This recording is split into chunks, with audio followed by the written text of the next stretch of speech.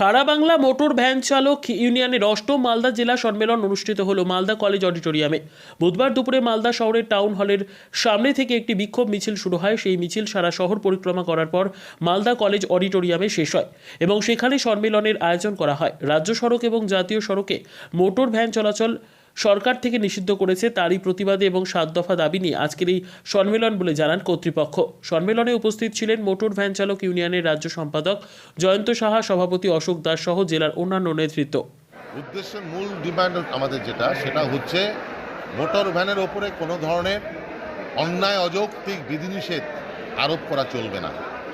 তাদেরকে হাই রোডের অজুহাত দেখিয়ে আজকে মোটর ভ্যান চলাচল নিষেধাজ্ঞার যে সার্কুলার করেছে রাজ্য সরকার পরিবহন দপ্তর গত 5ই সেপ্টেম্বর, যেটার বিরুদ্ধে আমরা সারা বাংলা মোটর ভ্যান চালক ইউনিয়ন গত 10ই অক্টোবর প্রায় 20,000-এর ওপরে মোটর ভ্যান চালক আমরা সেখানে সমবেত হয়েছিলাম এবং পরিবহন মন্ত্রী যিনি স্নেহাশিস চক্রবর্তী তার সাথে কথা হয় এবং তিনি স্বীকার করেন। আমরা দাবি তুলেছিলাম ওই কালা সার্কুলার, যেটা নিষেধাজ্ঞার সার্কুলার হাই রোডের উপরে চলাচলে, সেটা প্রত্যাহার করতে হবে। তিনি তা মেনে নেন এবং নতুন সার্কুলার জারি করার তিনি আশ্বাস দেন।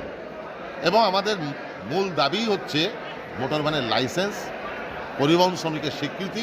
এই দাবিগুলো আমাদের লাইসেন্সটি দিয়ে পেয়েছে কেউ? উত্তর দিনাজপুরে 2013 সালে সরকার ঘোষণা করে লাইসেন্স দেওয়া শুরু করেছিল। অন্যান্য জেলাও তার ব্যবস্থাপনা চলছিল, কিন্তু অজ্ঞাত কারণে রাজ্য সরকার সেই লাইসেন্স দেওয়ার প্রক্রিয়া বন্ধ করে দেয়। পুলিশের জুলুমবাজিটা বলছিলেন যে?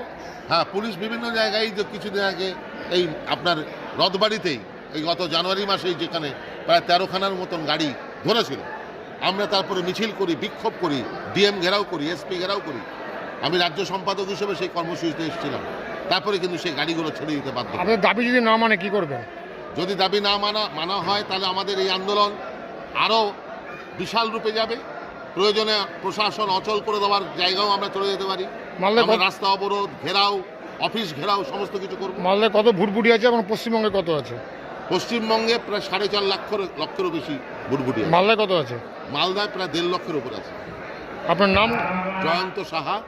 আমি এই সংগঠন সারা বাংলা মোটর ভ্যান চালক ইউনিয়নের পশ্চিমবঙ্গ রাজ্য সম্পাদক। এখন আপনার স্বাস্থ্য নিয়ে আর টেনশন করবেন না। Maya diagnostic and ISO and NABL certified diagnostic centre আপনাদের 24 ঘন্টা পরিষেবা দিতে প্রস্তুত। এমআরআই শুরু 5,000 টাকা থেকে, সিটি স্ক্যান শুরু 2,000 টাকা থেকে। পরিষেবায় থাকছে ambulatory BP monitoring, PSG test for sleep apnoea. এছাড়াও রক্তের যাবতীয় টেস্ট সহ রয়েছে EMG, NCV, BERA, VEP, Holter monitoring, endoscopy, colonoscopy, dental X-ray, digital X-ray for DUSG, uroflowmetry, TMT, PFT, echocardiography, video EEG, mammography, special X-ray, IVF, HSG, barium study. Maya diagnostic, Ashrampara, Siliguri.